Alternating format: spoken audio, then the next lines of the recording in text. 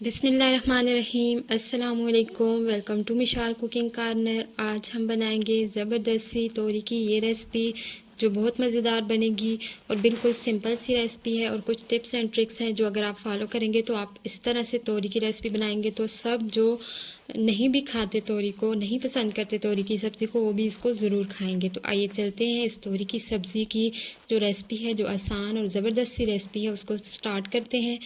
तो यहाँ पे हमने ली है 1.5 kg तोरी। अच्छी से आपने इसको फ्रेश वाली लेनी है। और यहाँ पे अगर आप कोशिश करें कि आपके पास छोटे वाली हो तो वो बहुत ज़बरदस्त, उनका टेस्ट भी बहुत अच्छा होता है। लेकिन मेरे पास मिक्स थी, कुछ छोटी और कुछ बड़ी थी, तो मैंने वही ले ली है। अब यहाँ पे हमने इनका छिलका उतारना है और छिलका आपने इस तरह से उतारना है।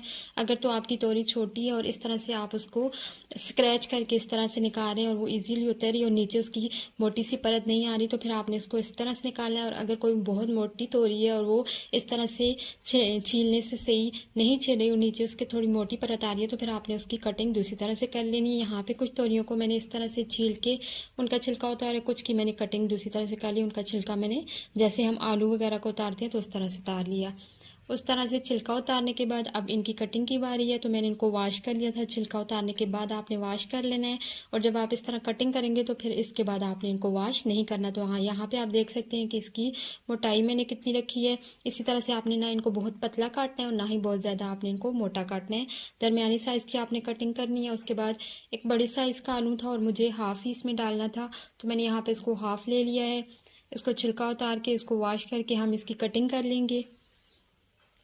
अब इसकी कटिंग भी हमने बहुत मोटी नहीं रखनी, क्योंकि हम तोरी में डाल रहे हैं तो तोरी जो है हमारी जल्दी पक जाती है। इतनी सब्ज़ी नहीं है ऐसी कि जो टाइम ले बहुत ज़्यादा पकने में। तो आपने इस हिसाब से कटिंग करनी है कि जितनी देर में तोरी की कुकिंग होगी, वो पकेगी, तो उतनी देर में हमारे आलू भी उसमें कुक हो जाए। और बहुत ज़्यादा बड़े भी हमने इसको नहीं करना, छोटे साइज़ के आलू हमने यहाँ पर लेने हैं कटिंग करके। अब कटिंग होगी सब्जियों की, उसके बाद हम लेंगे कढ़ाई में ऑयल। हाफ़ कप मैंने यहाँ पे ऑयल यूज़ किया है। उसमें शामिल करेंगे लहसुन का पेस्ट। प्याज हम इसमें शामिल इसलिए नहीं कर रहे क्योंकि प्याज से हमारी जो तोरी की सब्ज़ी है वो मीठी हो जाती है। जितना प्याज डालेंगे उतना ही आपको बाद में मिठास महसूस होगी, तो प्याज हम इसमें शामिल नहीं करेंगे। इस रेसिपी में हम लहसुन का यूज़ करेंगे और थोड़ा ज़्यादा यूज़ करेंगे। आपने देखा होगा मैंने बड़े वाला चम्मच भर के डाला था। अगर आपके पास छोटे वाला चम्मच हो तो आप 2 टेबलस्पून ऐड कीजिएगा, और अगर इस तरह से कोई बड़ा चम्मच है तो आपने एक भर के इसका पेस्ट लहसुन का वो ऐड कर देना है।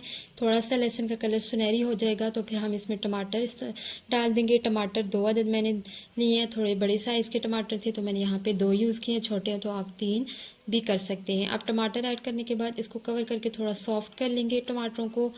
जैसे ही टमाटर थोड़ा सॉफ्ट होंगे तो फिर हम इसमें मसाले ऐड कर देंगे। मसालों में सबसे पहले जाएगा नमक।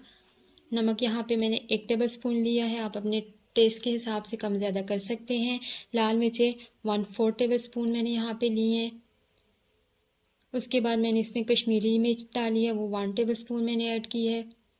हल्दी पाउडर 1/4 टेबलस्पून इसमें जाएगा। धनिया पाउडर इसमें 1 टेबलस्पून ऐड कर दिया मैंने। और साबुत सफ़ेद ज़ीरा मैंने इसमें शामिल किया 1 टीस्पून। सारे मसाले ऐड करने के बाद इनको मिक्स करेंगे।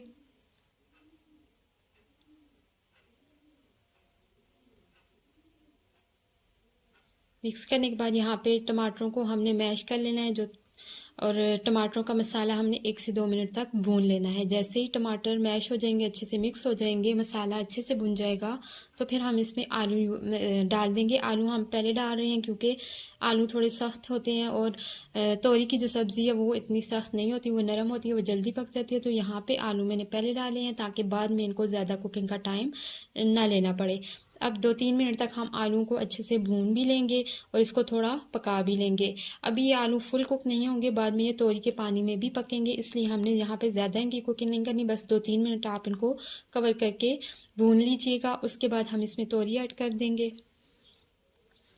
तो यहाँ पे जो कटिंग करके हमने तोरियाँ रखी हुई थी वो सारी इसमें ऐड करेंगे। तोरियाँ ऐड करने के बाद इनको हम मिक्स कर लेंगे और मिक्स करने के बाद आपने इनको मीडियम फ्लेम पे कवर करके 5 से 6 मिनट के लिए छोड़ देना है।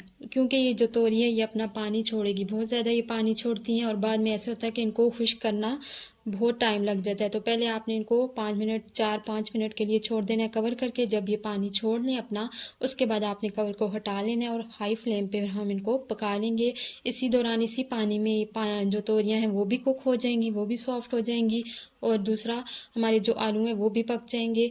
और इसके लिए हमें मज़ीद कोई पानी इसमें शामिल बिल्कुल भी नहीं करना है। अब यहाँ पे 15 से 20 मिनट लगे थे मुझे इनका पानी ड्राई करने में। उसके बाद साथ साथ आपने चम्मच ज़रूर चलाते रहना है। अगर आप हाई फ्लेम पे इनका पानी खुश्क कर रहे हैं तो आपका जो तोरी है नीचे से साथ लग सकती है। जब इस स्टेज पे आ जाए कि पानी बिल्कुल ड्राई हो जाए और ऑयल सेपरेट हो जाए, तो लास्ट में हम इसमें डालेंगे थोड़ी सी कसूरी मेथी, हरा धनिया और हरी मिर्चें, जिससे खुशबू बहुत ज़बरदस्त सी आ जाएगी।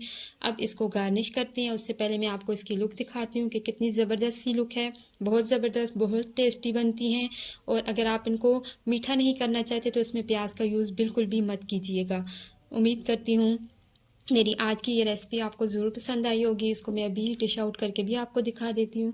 तो यहाँ पे आप इसकी लुक देख सकते हैं, बहुत मज़ेदार लग रही हैं और खाने में भी उतनी ही टेस्टी थी।